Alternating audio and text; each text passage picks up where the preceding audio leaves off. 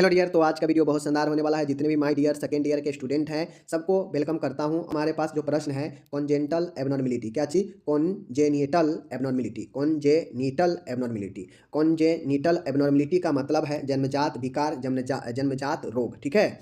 List the congenital abnormalities in children. आपसे देखिए exam में क्या पूछेगा, मैं अभी ही क्लियर कर देता हूँ। एग्जाम में तो ये पूछेगा कि जन्मजात विकार क्या है, सूची बनाएं। एक क्वेश्चन ये हो जाएगा।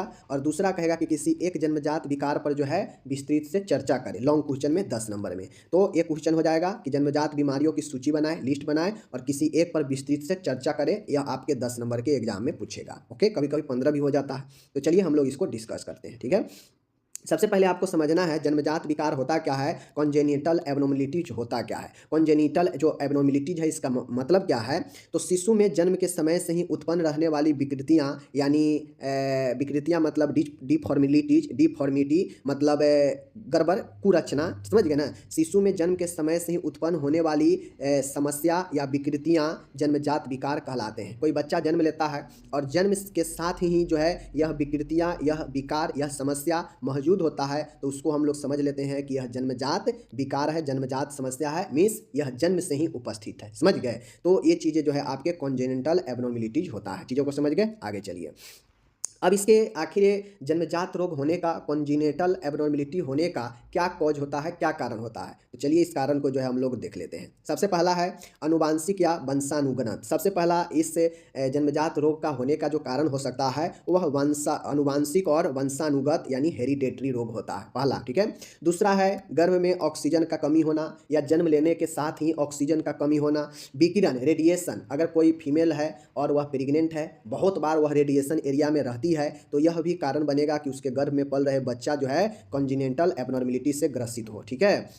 संक्रमण, माँ के गर्भ में कोई संक्रमण भी हो सकता है, जैसे रूबेला वायरस का संक्रमण, यह भी बच्चे को गर्भ में प्रभावित करेगा। आगे है कुछ औषधियाँ का लेना माँ के द्वारा, जैसे एल्कोहल, शराब का सेवन करना, निकोटीन का सेवन करना, थैलामाइड का सेवन करना। यह सब औषधियाँ जो है एक महिला को क्या करता है, उसके शिशु को नुकसान पहुँचाता है। आगे है शिशु में होने वाली कुछ जन्मजात विकारों की सूची निम्न प्रकार है। तो ये तो हो गया जन्मजात रोग होने का कारण, जन्मजात समस्या होने के कारण। ठीक है। यहाँ पे मैंने आपको बता दिया कि कुछ दवाइयाँ का लेना, कुछ संक्रमण का होना, विकिरण का होना, ऑक्सीजन का कमी होना, अनुवांशिक होना, ये सब कारण हो सकता है कि बच्चा गर्भ में यानी जन्म के साथ ही कॉन्जेनिटल एबनॉर्मेलिटी का हो। तो बच्चा जन्मजात रोग से तभी ग्रसित होता है जब उसको गर्भ में कहीं ना कहीं समस्या हुआ रहता है। समझ गए। तो ये चीज़ें हो गया। आगे चलिए।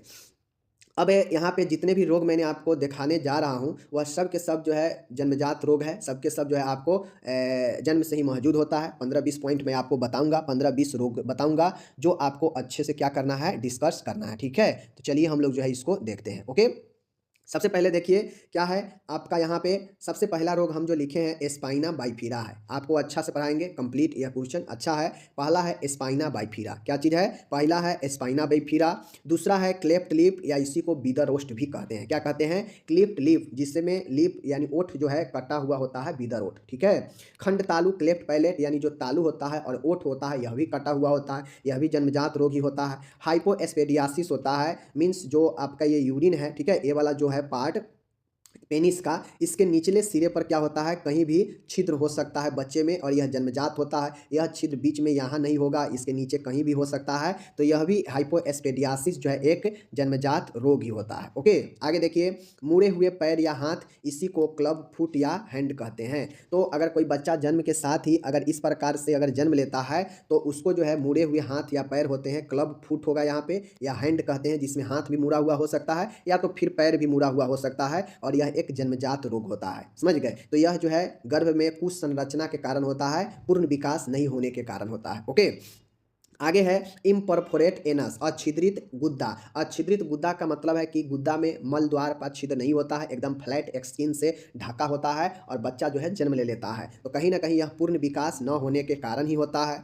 आगे है हाइड्रोसिफलस जलसिस। यह होता है कि मस्तिष्क पर पानी भरा रहता है शिशु का, और यह भी एक जन्मजात रोग ही होता है। आगे है पाइलोरिक एस्टोनोसिस। अब पाइलोरिक एस्टोनोसिस कहने का मतलब है कि जो पाइलोरिक वाल्व होता है, जो आपके छोटी आंत और अमाशय के बीच ज्वाइंट वाले स्थान पर जो है यह वाल्व पाया जाता है, उसमें संकुचन होना, पाइलोरिक स्टेनोसिस, यह भी जो है जन्मजात रोगी है।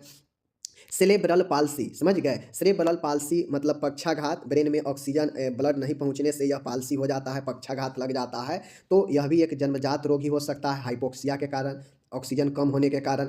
एक्ट्रॉफी, एक्सट्रॉफी ऑफ ब्लैडर, एक्सट्रॉफी ऑफ ब्लैडर कहने का मतलब है कि आपको जो ब्लैडर है इसका जो है ब्लैडर अंदर ही अंदर ब्लैडर में छिद्र रहेगा, वह बाहर की तरफ क्या होगा, मूत्र निष्कासन नहीं करेगा। डाउन सिंड्रोम होगा, वह डाउन सिंड्रोम जिसे मंगोलवाद कहते हैं, यह भी जन्म से ही हो सकता है। उसके बाद वेंट्रिकुलर सेप्ट डिफेक्ट होता है, वेंट्रिकुलर सेप्टल डिफेक्ट यानी VSD होता है। उसके बाद 13 में होता है जन्मजात हृदय रोग भी होता है, जिसे हम लोग कॉन्जेनिटल हार्ट डिजीज कहते हैं, तो वह भी जन्मजात हृदय रोग होता है। उसके बाद जो है आपके होते हैं 14 में आप लोग लिखिएगा एसोफिजल एस्ट्रेसिया, ठीक है, एसोफिजल एस्ट्रेसिया होता है, समझ गए, एसोफिगल एस्ट्रेसिया होता है। तो यह भी जो है आपके क्या होते हैं, यह 14 जो मैंने आपको बताया, एक बार इसको अच्छे से आप लोग क्लियर कर लीजिएगा तो कोई दिक्कत नहीं रहेगा। एक बार और मैं रिपीट कर देता हूँ जितने भी यहाँ पे हम लोग लिखे हैं, ठीक है, एक बार और रिपीट कर देते हैं। ओके, चलिए। कौन कौन सा है जन्मजात रोग में, स्पाइना बाइफिरा है, स्पाइन के समस्या रहता है, बीदा रोस्ट है, क्लेफ्ट लिप्ट कहते हैं, खंड तालु है, मीन्स इसको हम लोग क्लेफ्ट पैलेट बोलते हैं, हाइपोएस्पेडियासिस है, समझ गए। उसके बाद है मुड़े हुए हाथ या पैर हो सकते हैं, अच्छिद्रित मलद्वार हो सकते हैं, ठीक है, जला शीर्ष हाइड्रोसिफलस हो सकते हैं, समझ गए। उसके बाद पाइलोरिक एस्टोनोसिस हो सकते हैं। उसके बाद सेरेब्रल पाल्सी हो सकता है। उसके बाद एक्स्ट्रॉफी ऑफ ब्लैडर हो सकता है, डाउन सिंड्रोम हो सकता है, VSD हो सकता है, टेट्रालॉजी ऑफ हो सकता है, कॉन्जिनेंटल हार्ट डिजीज हो सकता है, समझ गए। उसके बाद जो है आपका एसोफिगल एट्रेसिया हो सकता है। यह सब के सब जो है जन्मजात रोग है। तो मैंने आपको इतना सारा 15 पॉइंट के आसपास बता दिया रोग। आप लोग से अगर सूची बनाने के पूछेगा तो एक पेज में तो यह सूची को ही लिख दीजिएगा 15 लिखकर, ठीक है। चलिए चलते हैं आगे प्रश्न की तरफ, ठीक है, आगे चलिए। अब हम लोग देखेंगे, ये प्रश्न बहुत ही अच्छा पूछा जा सकता है इस बार एग्जाम में। तो चलिए हम लोग देखते हैं कॉन्जिनेंटल हार्ट डिजीज। यह भी हृदय से संबंधित रोग होता है जो आपके जन्मजात हो सकते हैं, जो बच्चे में जन्म से ही यह हृदय रोग उपस्थित होता है, उसी को कॉन्जिनेंटल हार्ट डिजीज कहते हैं। अब हार्ट का मतलब ये नहीं है कि सिर्फ हार्ट में ही कोई प्रॉब्लम होगा जन्म से तो ही जो है कॉन्जिनेंटल हार्ट डिजीज होगा। हार्ट से जुड़े हुए जो भी रक्त वाहिका है, चाहे वाल्व है, उन सभी में कोई समस्या होगा तो वह जो है कॉन्जिनेंटल हार्ट डिजीज में ही आएगा, CHD में ही आएगा, ठीक है। चलिए देख लीजिए यहाँ पे, दिल के आकार में परिवर्तन या दिल के छेद में कोई समस्या को जन्मजात हृदय विकार कॉन्जिनेंटल हार्ट डिजीज कहा जाता है। देखिए कोई बच्चा है, देखते हैं किसी का हार्ट छोटा हो जाता है, किसी का हार्ट विकास नहीं हो पाता, छोटे रह जाता है, ठीक है। उसका बॉडी विकास तो कर रहा है बट उसका हार्ट जो है सिकुड़ चुका है, छोटे के छोटे रह चुका है। तो उसके आकार में परिवर्तन, दिल के या दिल के छेद की समस्या को जन्मजात हृदय विकार कॉन्जिनेंटल डिसऑर्डर कहा जाता है। लेकिन कुछ एक्सपर्ट की माने तो जन्मजात हृदय विकार बच्चों में जन्म से ही होता है, समझ गए।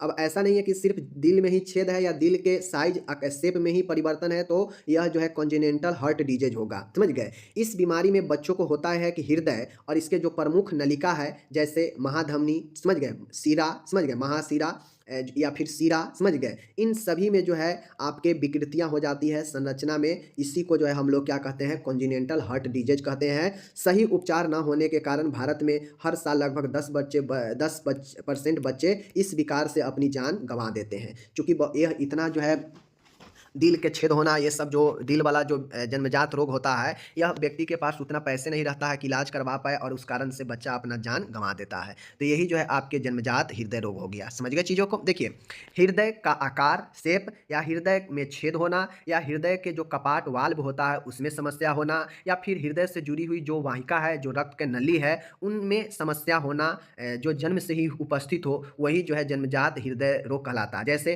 कोरोनरी आर्टरी, सीरा, समझ गए, महाधमनी, इन सबों में भी अगर समस्या है तो वह कॉन्जिनेंटल हार्ट डिजीज में ही आएगा, क्योंकि यह कहीं ना कहीं डायरेक्ट हार्ट से जुड़ा हुआ नलिका होता है। तो जब इन नलिकाओं में प्रॉब्लम होगा तो ऑटोमेटिक हार्ट में प्रॉब्लम होगा, तो इसीलिए जो है इसे कॉन्जिनेंटल हार्ट डिजीज कहा जाता है, समझ गए चीज़ों को, समझ गए। चलिए अब यहाँ पे मैं आपको कुछ प्रकार बता देता हूँ, अच्छा प्रकार बता देता हूँ, चलिए मैं आपको दिखाता हूँ।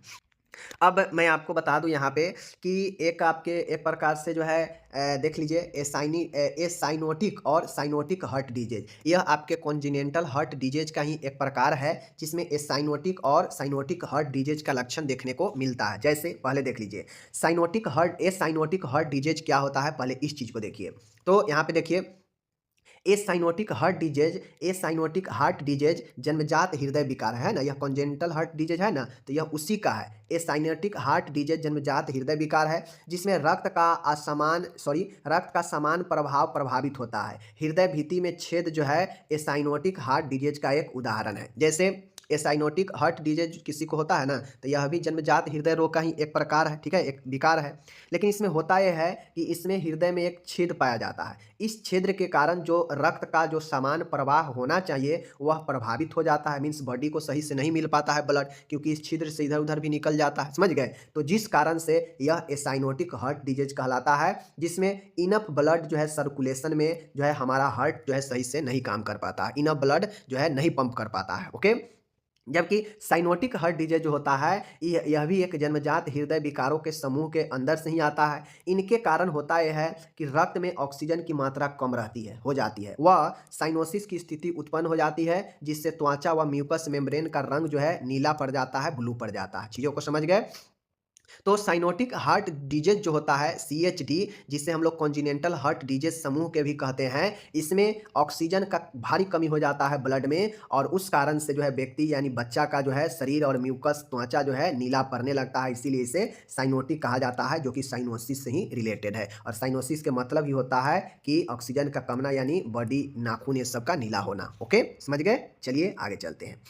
अब जन्मजात हृदय विकृति के क्या कारण होते हैं, कॉन्जिनेंटल हार्ट डिजीज के क्या कारण हो सकते हैं कि बच्चे में जन्मजात हृदय रोग हो सकता है। पहला, जेनेटिक, हेरिडेटरी, अनुवांशिक या वंशानुगत जो भी कहिए, यह अनुवांशिक हो सकता है समस्या के कारण। रिश्तेदारों में ही शादी करना, ऐसा माना जाता है कि अपने ही निकट के रिश्तेदारों में शादी करना भी एक कारण हो सकता है। गर्भवती महिला को कोई रूबेला संक्रमण है तो यह भी हो सकता है, जो कि ऊपर भी देखें जन्मजात रोग के कारण में। अधिक बच्चों के होने पर, बहुत ज़्यादा अगर बच्चा हो चुका है 4-5 बच्चा, तो इसका भी खतरा रहता है। प्रेगनेंसी में अधिक दवाइयों का सेवन करने से बच्चों के दिल की बीमारी हो सकती है, जो कि इन सभी कारण आप ऊपर में जन्मजात रोग में भी देख लिए हैं, यही कारण सब यहाँ भी है, ठीक है।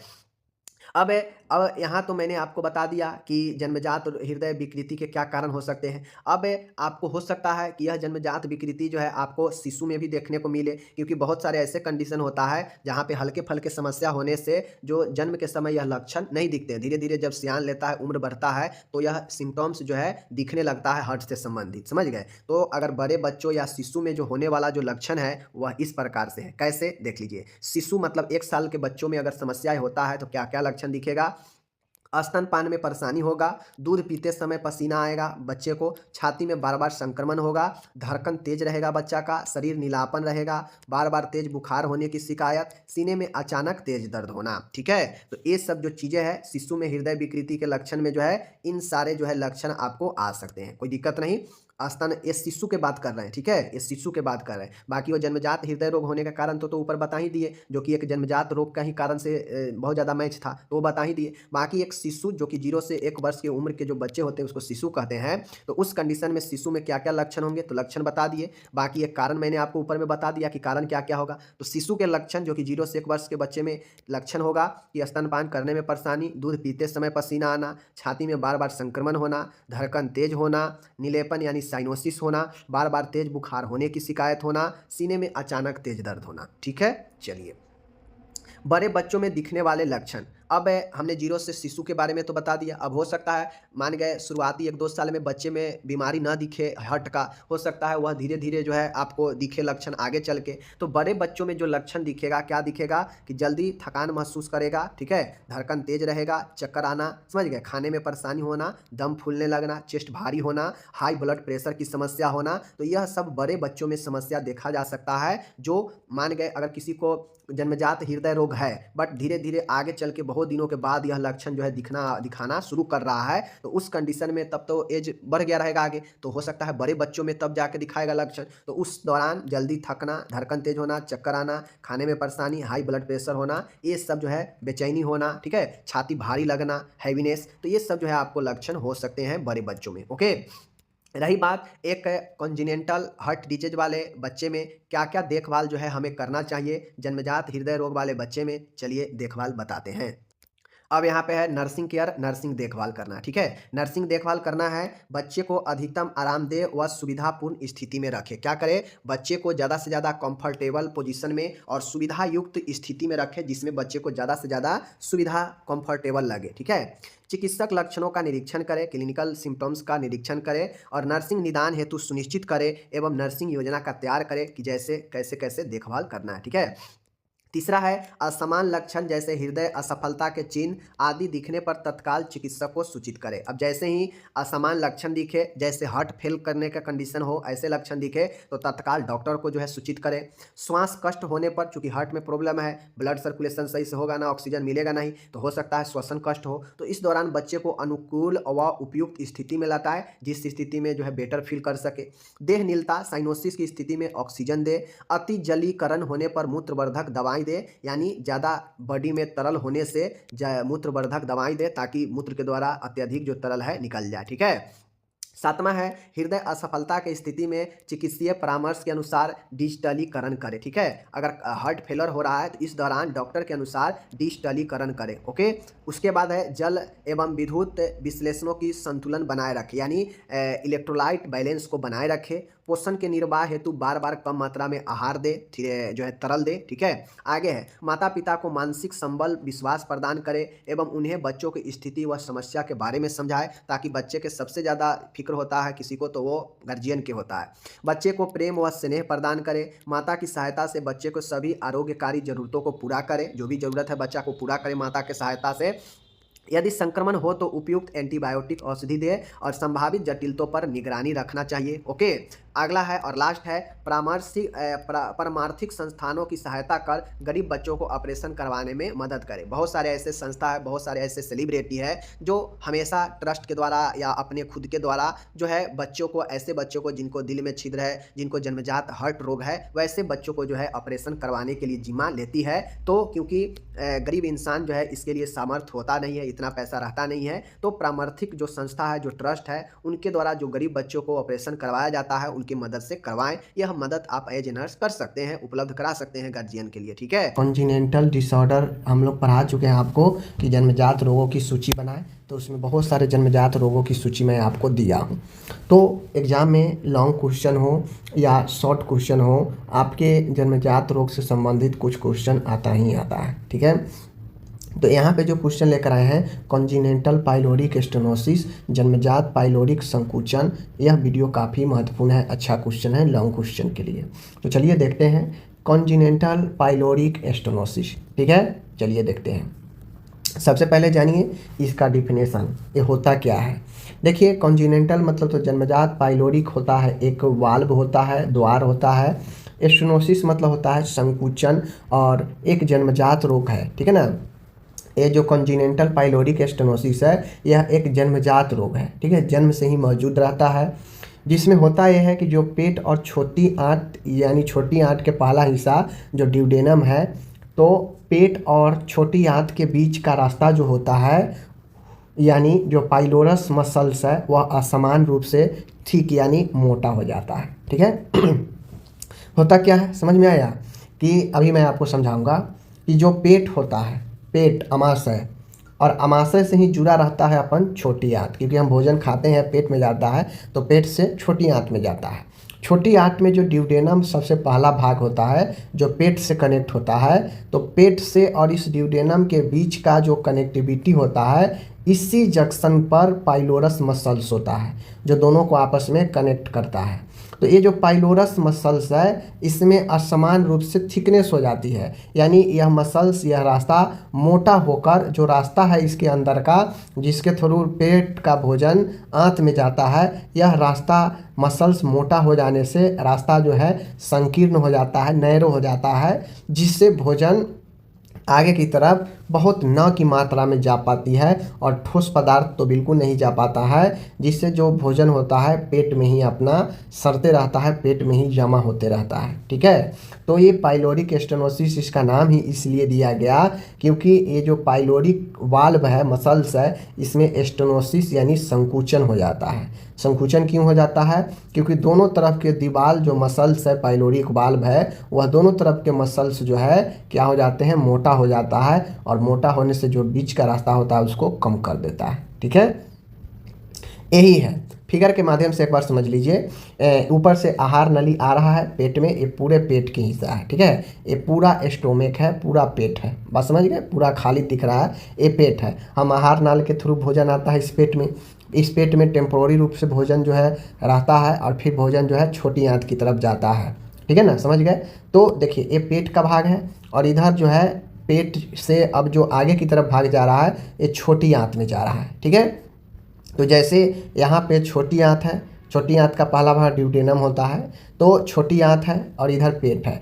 इस बीच में यहाँ पे एक वाल्व मसल्स होता है जिसे पाइलोरिक वाल्व कहते हैं। ठीक है, अब हुआ ये है, फिगर में देखिए कि जैसे नॉर्मली रूप से ये जो दीवार है पूरा खुला रहना चाहिए, यहाँ पे पूरा रास्ता ओपन होना चाहिए, डायरेक्ट जो है छोटी आंत से और पेट से कनेक्टिविटी होना चाहिए नॉर्मल तरीका से। लेकिन यहाँ पे ये मसल्स वाल्व जो है पाइलोरिक वाल्व वाला, यह यहाँ पे क्या हो गया है, थिक हो गया है, मोटा हो गया, मसल्स जो है मोटा हो गया है। मोटा होने से जो ये रास्ता है यह बिल्कुल 9 के बराबर एक लाइन की तरह देख रहे हैं, बीच में यह रास्ता रहता है, बाकी मांस जो है दोनों तरफ से जो है यहाँ पे इसको घेर देता है रास्ता को, जिससे होता क्या है कि कुछ भी खाए पेट में आया तो इधर ही रह रहा है, वापस इधर नहीं जा पा रहा है। ठीक है, यही समस्या होता है। तो ये चीज़ को समझ गए। अब इसमें पाइलोरिक वाल्व में होता है कि भोजन आंत में नहीं जा पाता है। अभी मैंने बताया कि जब भाई रास्ता ही नहीं बचता है, हल्का हल्का रास्ता ही है, तो भोजन कहाँ से आंत में जा पाएगा, नहीं जा पाता है। बच्चा उल्टी करने लगता है और जैसे ही बच्चा भोजन किया, पेट में जो है भोजन आंत में जा नहीं रहा है तो पेट में ही स्टोर हो रहा है, तो वापस से वो उल्टी कर देता है। ठीक है, तो इसमें ये महत्वपूर्ण चीज़ें होता है। आगे इसके होने के क्या कारण होते हैं, ये जो पाइलोरिक स्टेनोसिस मोटा हो जाता है, पाइलोरिक मसल्स, ये क्यों होता है।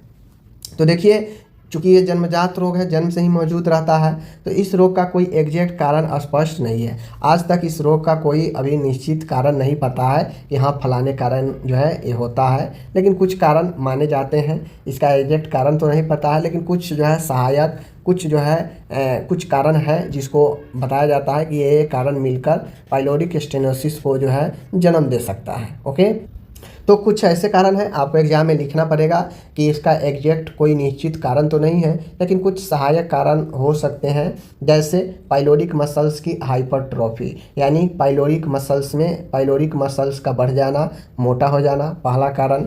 जीनेटिक कारण यानी पारिवारिक इतिहास, दूसरा कारण। हार्मोनल इम्बैलेंस से भी ये चीज़ें हो सकती हैं, तो यहाँ पे इसका ये भी जो है कारण होगा।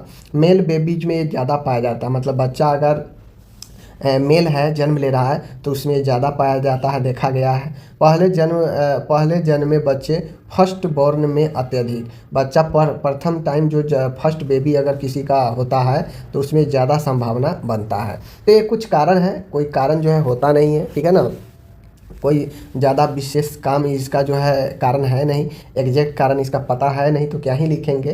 तो यहाँ पे लिखेंगे पाइलोरिक मसल्स का कमज़ोर होना, पाइलोरिक मसल्स का हाइपरट्रोफी होना, जेनेटिक्स कारण, हार्मोनल इम्बैलेंस, यही सब कारण हैं जिसको आप लिख सकते हैं सहायक कारण में। ठीक है, अब आगे आता है बात यहाँ पे लक्षण। लक्षण कहा जाए तो चूँकि अब एक बीमारी ही ऐसा है, तो इसका कंडीशन को आप समझ गए तो लक्षण खुद भी लिख सकते हैं। अब इसमें बहुत सारे लक्षण हैं, एग्जाम में पूछता है कि प्रोजेक्टाइल वोमिटिंग किस बीमारी का महत्वपूर्ण लक्षण माना जाता है। तो प्रोजेक्टाइल वोमिटिंग जो है इसी पाइलोरिक स्टेनोसिस का एक महत्वपूर्ण जो है लक्षण है, जो बार बार ऑब्जेक्टिव्स में पूछता है। ठीक है ना, प्रोजेक्टाइल वोमिटिंग में होता यह है कि तेज और दूर तक उल्टी दूध पिलाने के बाद प्रोजेक्टाइल में जो बच्चा खाया पिया रहता है वापस से मुंह के रास्ते से फेंक देता है। ठीक है ना, तो इसी को जो है प्रोजेक्टाइल वोमिटिंग कहते हैं, कि बच्चा को कुछ खिलाएंगे पिलाएंगे या दूध पिलाएं कुछ भी, तो वापस से वो मुंह के रास्ते से तेज़ी के साथ जो है बाहर फेंक देगा, तो यही प्रोजेक्टाइल वोमिटिंग होता है, पहला लक्षण। ठीक है, दूसरा लक्षण है उल्टी में पित्त नहीं होता है। ठीक है ना, नॉन बाइलस वोमिटिंग, इसमें बाइल नहीं होता है। बाइल इसलिए नहीं होता है क्योंकि जो भोजन का पदार्थ है वह आंत में गया ही नहीं, पेट में ही है, तो पेट से वापस आ गया तो उसमें पित्त कहाँ से आएगा।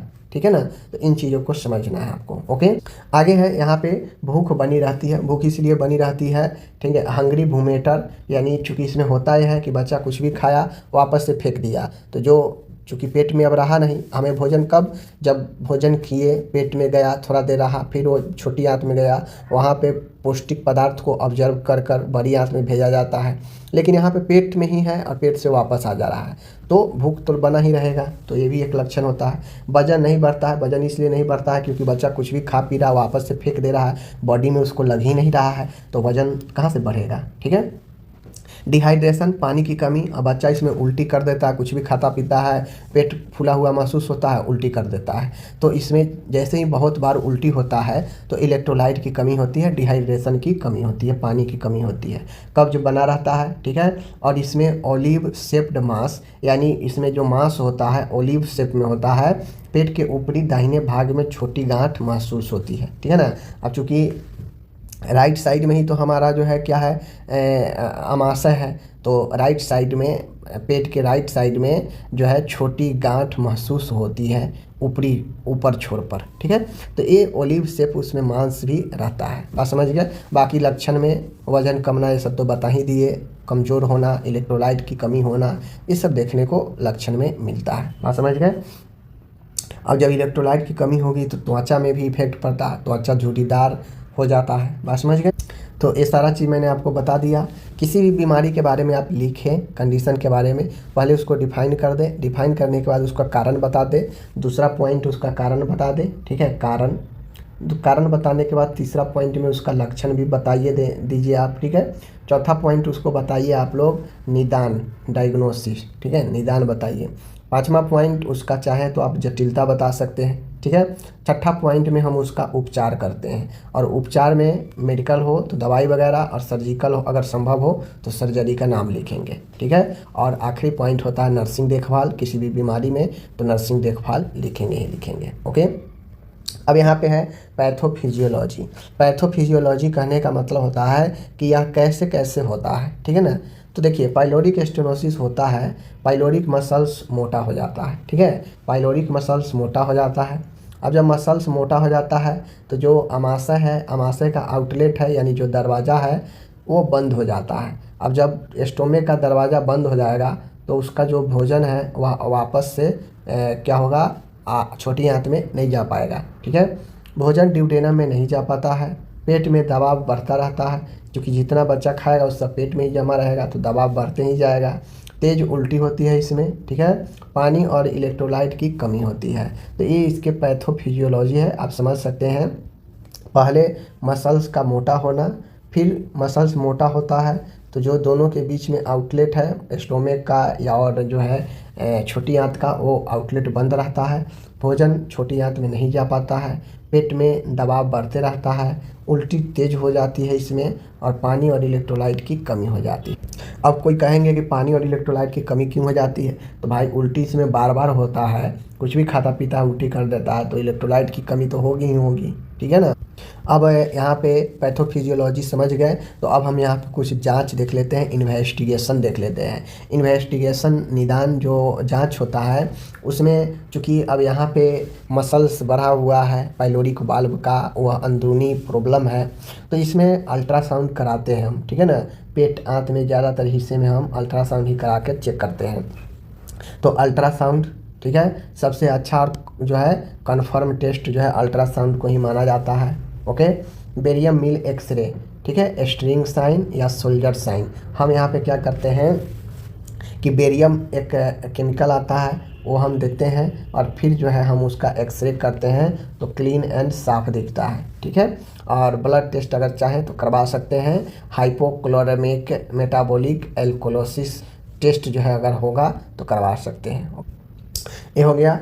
अब हम लोग चलते हैं उपचार की तरफ। मैंने पहले ही बताया उपचार की तरफ चलेंगे। ठीक है।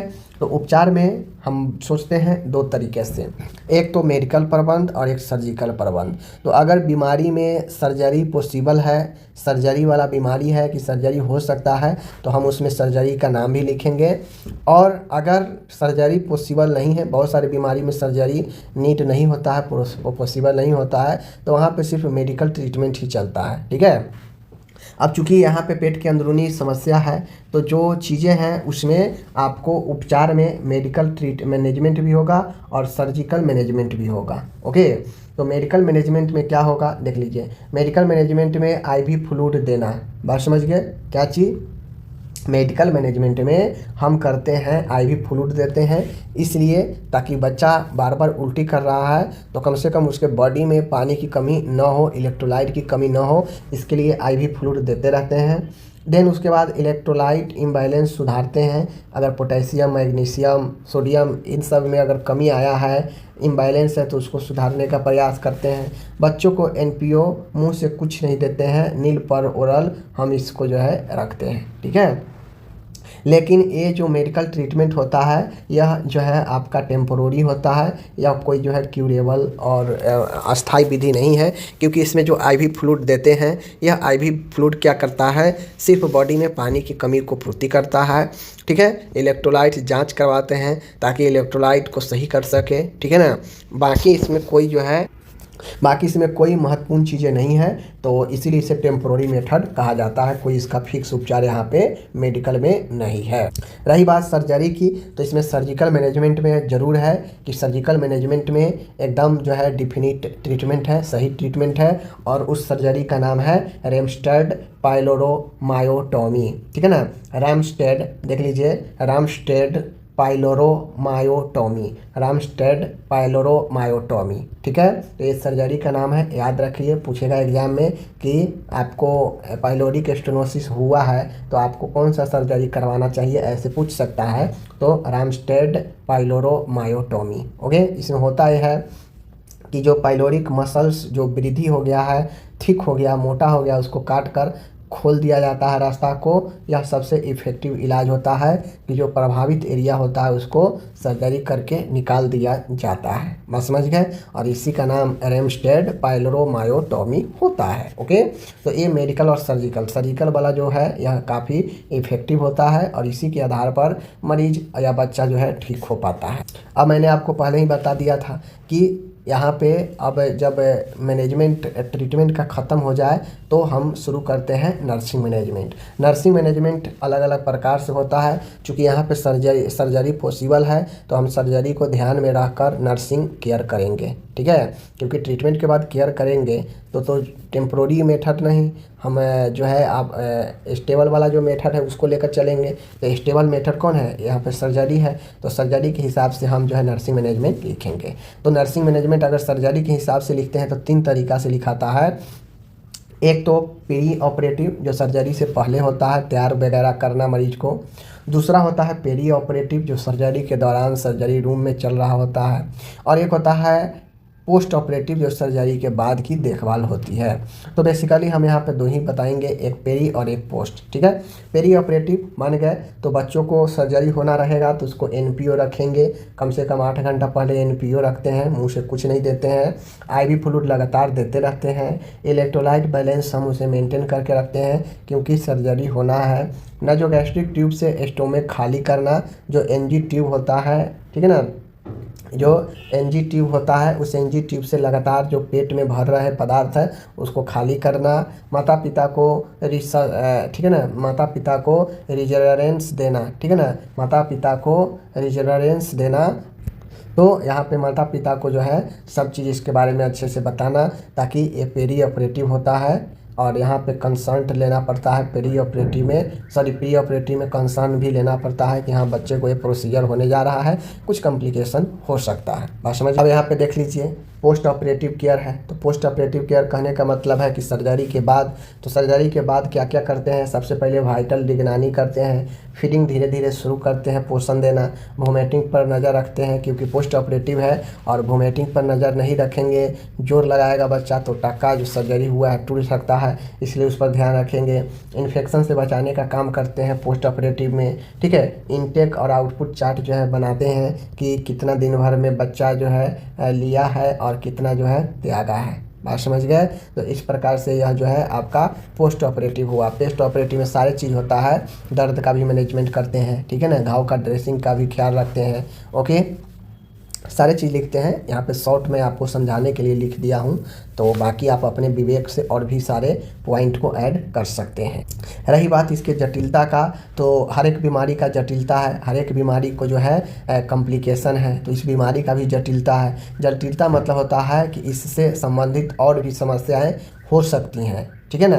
तो इससे संबंधित सीवियर डिहाइड्रेशन हो सकता है, बहुत ज़्यादा पानी निकलने पर। इलेक्ट्रोलाइट बहुत ज़्यादा इम्बैलेंस हो सकता है। वेट लॉस बहुत ज़्यादा हो सकता है। अगर इलाज ना हो तो जान का खतरा भी होता है। तो यही आपका होता है पाइलोरिक स्टेनोसिस, ठीक है। करना पड़ेगा और आपको एग्जाम में यह प्रश्न पूछा भी गया है। तो इस प्रश्न को अगर आप लेंगे हल्के में तो आपका एग्जाम में पूछ देगा, तो 10 नंबर आपका चला जाएगा, ठीक है। हेलो माय डियर, आप लोग यहाँ पे ध्यान दीजिएगा। क्वेश्चन आपसे एग्जाम में पूछा जा सकता है कि अति बिलुबीनता क्या होता है, या नवजात शिशु का कमला या जॉन्डिस क्या होते हैं। नियोनेटल जॉन्डिस के बारे में बताइए, या फिर आपसे ये भी पूछ सकता है नियोनेटल जॉन्डिस के अलावा आपसे पूछ देगा कि हाइपर बिलुबिरीमिया क्या होता है, बताइए, ठीक है। मतलब बिलुबिन का लेवल अत्यधिक, ठीक है ना, सामान्य से अत्यधिक बढ़ जाने को ही जो है हाइपर बिलुबिरीमिया कहते हैं, और इसी को हम लोग दूसरे भाषा में जॉन्डिस भी कहते हैं। अगर शरीर में बिलुबिन का लेवल बहुत बढ़ जाता है तो हम इससे क्या कहते हैं, जॉन्डिस ही कहते हैं। तो अगर बहुत लोग आप लोग देखते होइएगा कि नवजात शिशु जन्म लेता है तो बहुत नवजात शिशु को जो है जॉन्डिस हो जाता है, या बहुत जो है जन्म लेने के साथ ही जॉन्डिस वाला ही रहता है। तो ये सब क्यों होता है, चलिए आज इसको हम समझते हैं। उसी को हम लोग नवजात शिशु का कमला या पीलिया कहते हैं। इसका क्या कारण है, लक्षण, चिन्ह, जाँच, प्रबंध सब चीज़ देखने वाले हैं, ठीक है। तो चलिए देखते हैं। अथवा एक तो हो गया कि नियोनेटल जॉन्डिस, नवजात शिशु की पीलिया। एक होता है आपका हाइपर बिलीरुबिनिया, ठीक है, हाइपर बिलीरुबिनिया, ठीक है ना, हाइपर बिलीरुबिनिया, ठीक है, हाइपर बिलीरुबिनिया ये चीज़ें हैं। इसी को अति बिलुबिरीनता हम लोग बोलते हैं, रक्त में बिलुबिरीन की मात्रा अत्यधिक बढ़ जाने को, ठीक है। चलिए हम इसको समझते हैं। माय डियर, नवजात शिशु की कमला कहिए या नियोनेटल जॉन्डिस कहिए या हाइपर बिलुबिरीनिया कहिए, बात वही आती है। नवजात शिशु यानी जो नए नए बच्चे जन्म लिया रहता है उसे नवजात शिशु कहते हैं। नवजात शिशु के शरीर में, बॉडी में जो ब्लड होता है उसमें बिलुबिरीन की अत्यधिक मात्रा इकट्ठा होने के अतिरिक्त बिलुबिरीनिया रक्तता कहते हैं। यानी रक्त में बिलुबिरीन की मात्रा अत्यधिक हो जाने को ही अति बिलुबिरीनिया रक्तता कहते हैं। इस जिससे शिशु की त्वचा पीली पड़ जाती है, जो नवजात शिशु का कमला या पीलिया कहलाती है। तो उम्मीद है आप समझ गए होंगे कि नवजात शिशु का पीलिया या फिर कहा जाए हाइपर बिलुबिरीमिया क्या होता है। सीधा समझिए कि नवजात शिशु है, एक जन्म लिया, जन्म लेने के बाद नवजात शिशु के बॉडी शरीर में जो रक्त है उस रक्त में अगर बिलुबिरीन जो होता है, सीरम बिलुबिरीन, उसका मात्रा अगर बहुत अत्यधिक हो जाता है, यानी रक्त में इकट्ठा हो जाता है बिलुबिरीन का स्तर बहुत ज़्यादा, तो वह स्थिति हाइपर बिलुबिरीमिया कहलाता है, ठीक है। अब जैसे ही ब्लड में जो है बिलुबिरीन का लेवल बढ़ जाता है बहुत ज़्यादा, तो जो बिलुबिरीन होता है उसका जो नेचर होता है, जो रंग होता है, वह पीले कलर का होता है। तो जैसे ही बॉडी में बिलुबिरीन का लेवल सामान्य से बहुत ज़्यादा बढ़ जाता है तो यह शरीर के जो है क्या करता है, शरीर का रंग पीला हो जाता है, शरीर पीला पड़ने लगता है, और फिर हम समझते हैं कि व्यक्ति को जॉन्डिस हो गया है। तो यही जो है हमारा बच्चे में भी इसी प्रकार से होता है, ठीक है, कोई दिक्कत नहीं। यहाँ पे इंग्लिश दिए गए हैं, यहाँ पे हिंदी दिए गए हैं।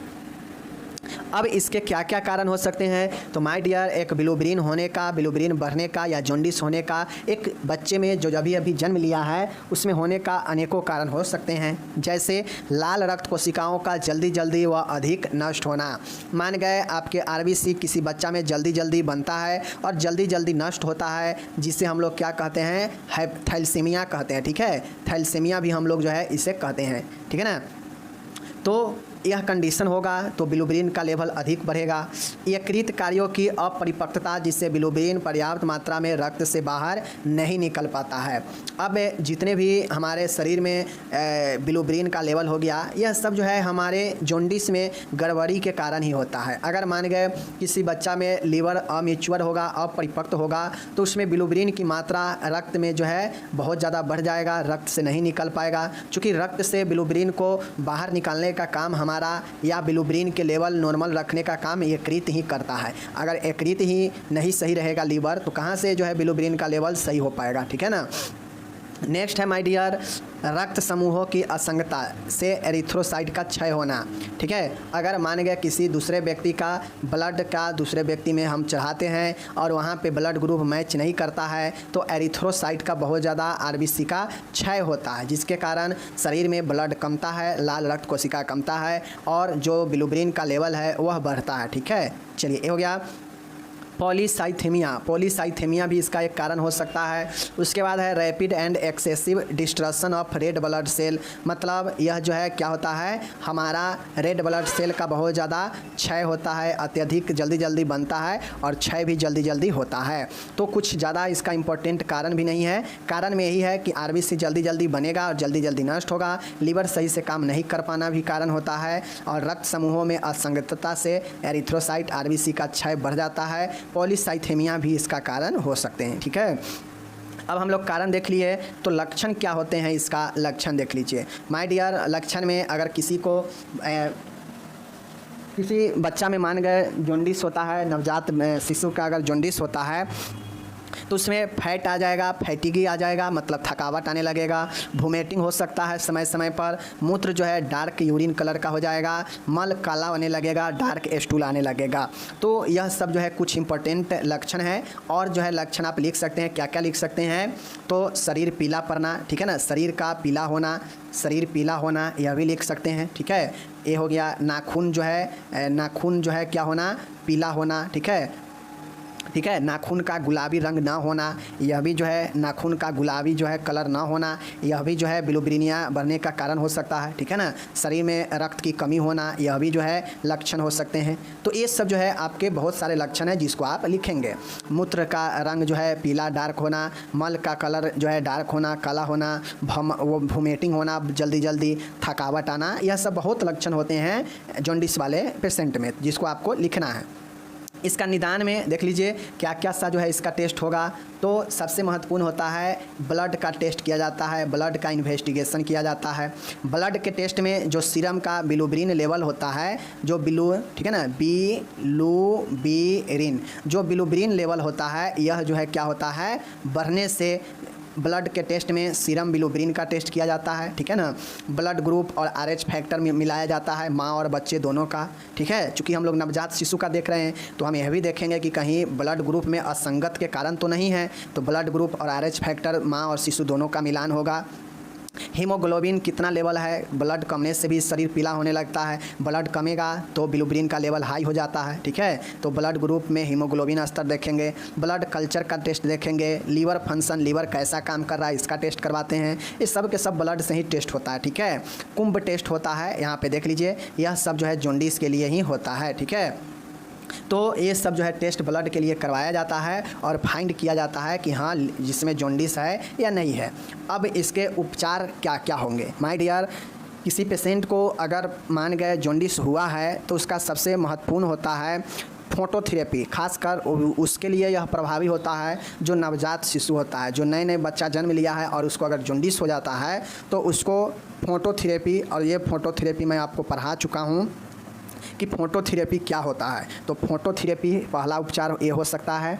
दूसरा है औषधि, ड्रग दिया जाता है, शिशु को कुछ निश्चित औषधि दी जाती है जो यकृत के कोशिकाओं पर अपने प्रभाव द्वारा ग्लूकोरोनिल ट्रांसफेरेस एंजाइम के निर्माण को बढ़ा देता है, जो बिलिरुबिन के उत्सर्जन में सहायक होता है। ठीक है, तो कुछ दवाइयाँ दिया जाता है जो लीवर के कोशिकाओं पर अपना प्रभाव दिखाता है, जो प्रभाव जो है ग्लूकोरोनाइल ट्रांसफेरेज के एंजाइम होता है, इस एंजाइम के सिक्रेशन को, निर्माण को बढ़ाता है, जो बिलिरुबिन के उत्सर्जन में सहायता करता है। ठीक है, तीसरा है एक्सचेंजेज ट्रांसफ्यूजन। एक्सचेंजर ट्रांसफ्यूजन के मतलब होता है प्रतिस्थापन रक्ताधान। इसमें शिशु में रक्त से बिलिरुबिन को शीघ्रता से बाहर किया जाता है।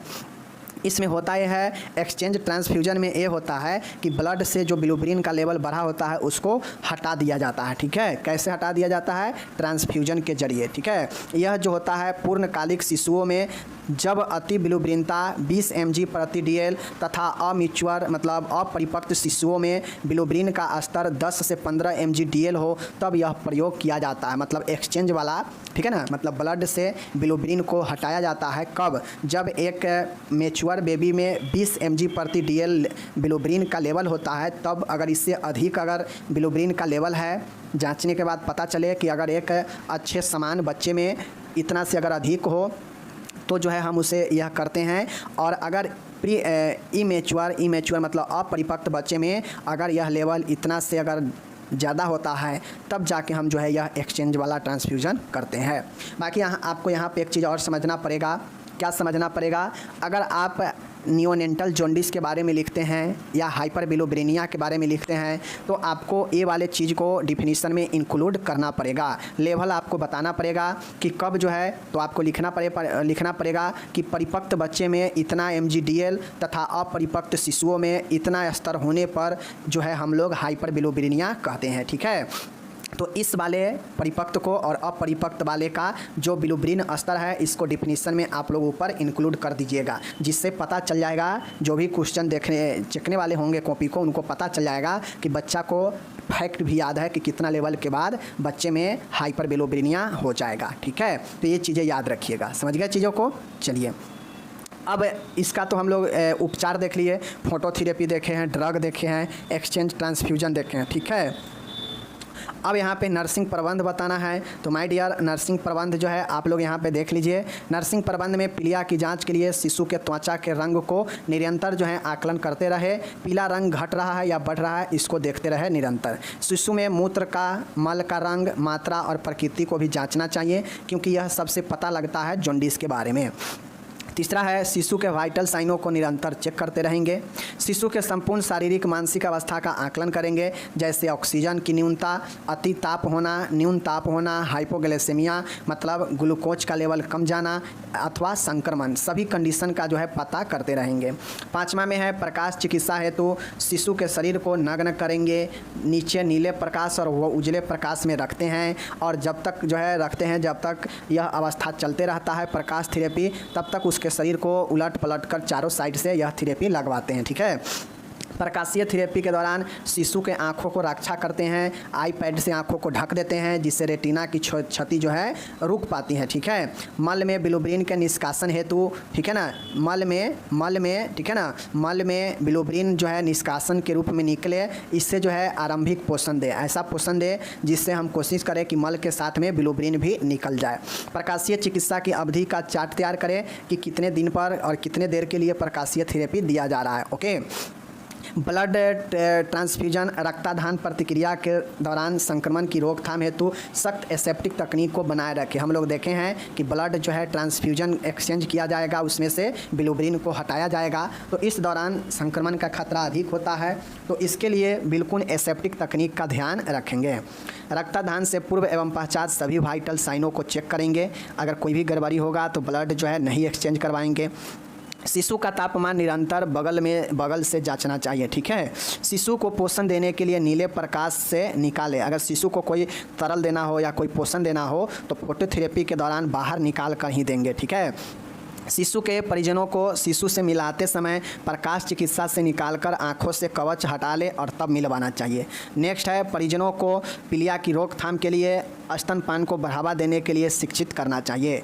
तो कुल मिलाकर यह जो है आपका नर्सिंग प्रबंध हो गया। आप इसमें और सारे नर्सिंग चीज़ों को इंक्लूड कर सकते हैं कि आप किसी बच्चे में पीलिया हुआ है और वह बच्चा अभी कुछ दिन पहले या कुछ घंटे पहले ही जन्म लिया है, तो उसमें यह जो पीलिया होगा वह नियोनेटल जॉन्डिस होगा, तो उसमें आप क्या क्या मदद कर सकते हैं लिख देना है। ठीक है, तो चलिए मिलेंगे हम अगले वीडियो में। धन्यवाद।